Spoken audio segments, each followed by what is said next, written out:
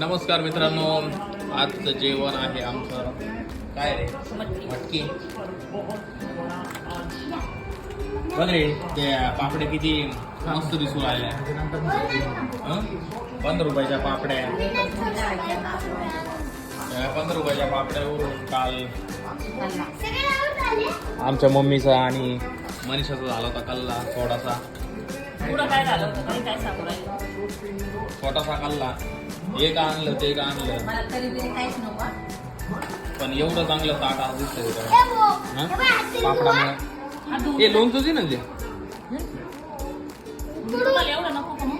हे पापडी पापडी पापडी खाऊन दाखव रे मम्मी. पापडी खाऊन दाखव. चव आहे का पाय बरं.